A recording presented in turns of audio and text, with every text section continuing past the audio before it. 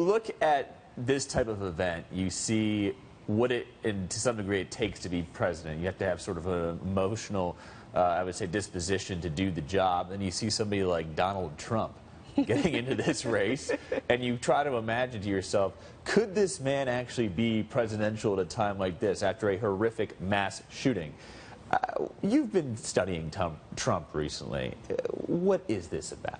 You know, Trump is the least presidential candidate I've ever covered. Right. I mean, he comes off and he's very silly. He's very fun. I mean, it's a whole lot of fun to cover Donald Trump because it's always a joke, and you know, you're always laughing. You know, he'll call you right up personally, which no other candidate is going to do. You know, we pulled out his speech right after his presidential announcement. They handed out the prepared remarks, and they looked nothing like what he said. I mean, the third line, he diverges off, you know, the planned remarks, and you can see his team being like, okay, well, we'll see. This is a guy so egotistical that I actually have reporter colleagues, and this has not happened to me, that he will literally take their pieces, X out, say you're wrong, and sign it Donald Trump and FedEx it back to them. It's a remarkable guy. Mark Murray, you have a very, I think, important stat regarding Donald Trump is he's not filed his FEC election papers yet. So officially, in the eyes of the government, he's not a candidate. The analogy I use is he's maybe declared for the draft, but he has not signed an agent yet. Why is he being slow on doing this? Because I don't know if he's actually going to get in besides the big news conference and all the activity that he had in Iowa and New Hampshire, Luke.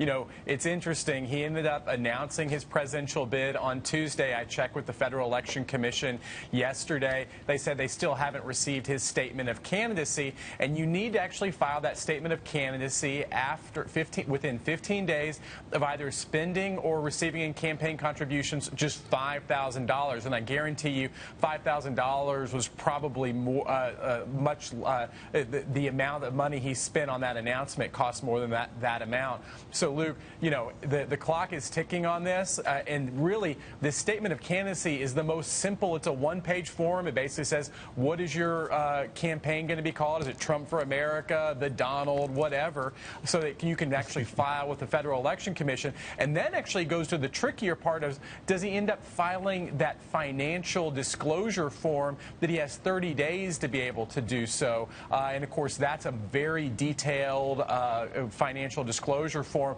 much more substantial than just the page or two summary that he had saying that his wealth was $9 billion. Well, all the actors he hired to show up at those rallies that we've gotten from reports, they definitely probably cost $5,000. So one would think he'd do this soon. If not, it's the best free 2 weeks of publicity one could ever get. Now, when we try and approach him in a serious manner, which we should do to some degree, he is bombastic, as you mentioned, Jane. He had comments the other day.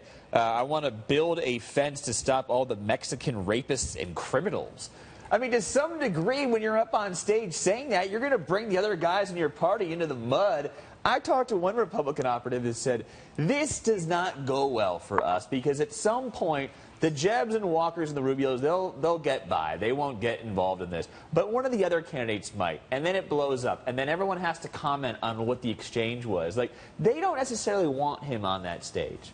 Yeah, and Donald Trump doesn't hold any punches. You know, in the middle of his announcement morning, you know, he's supposedly practicing his speech, his spokesman tells me, but he's like tweeting at Cher and calling, like, you know, commenting on her plastic surgery. I mean, he's going to pull somebody in there. I mean, there's a lot of egos on that debate stage, and someone's going to get pissed, and they're going to have to talk about it. Mark Murray, Donald Trump has sort of occupied this interesting space within the GOP because as much as people sort of dismiss him, Mitt Romney was very fast to embrace him back in 2012. At one point, Donald Trump was leading the presidential polls.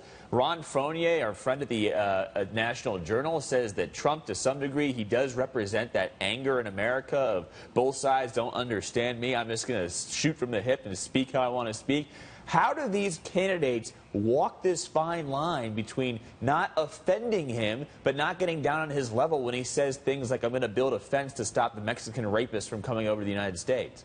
You know, Luke, I actually think one of the other problems is actually just for the other Republicans staying silent. You know, I was really struck by the fact that you end up having Donald Trump say all the things he said about Mexicans, and we didn't hear a word from Jeb Bush at all, whose wife actually is Mexican. And, of course, maybe Jeb Bush decides that he's going to say something, we'll end up responding at a later time. Maybe that's not the best venue, but one of the problems that you have is that when there is somebody who's just saying all of this kind of stuff, and no one actually tries to put that person in your place, you do end up owning it. And you mentioned the 2012 and Mitt Romney. It was so striking, Luke, after all Donald Trump's birther talk, that Mitt Romney gladly accepted Donald Trump's endorsement, stood with him at a press conference afterward, and there was even probably a situation where Donald Trump was going to have a role at the 2012 Republican convention, except that day ended up getting rained out by a hurricane that was coming.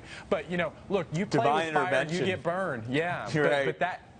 All right, Jane, we'll close out here.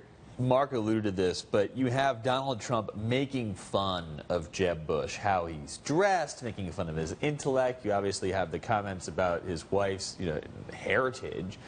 It's a very, I just keep coming back to this. It's that even if the guy does not get into the race officially, because he still hasn't filed, he sort of is always hovering in the orbit because he gets so much media attention. Like, we cannot turn away. I have a lot of people say, well, why do you cover him? He's not serious. I'm not serious because people, average Americans, see this guy, they're like, is the hair real? He's completely insane. Like, I want to watch the car wreck.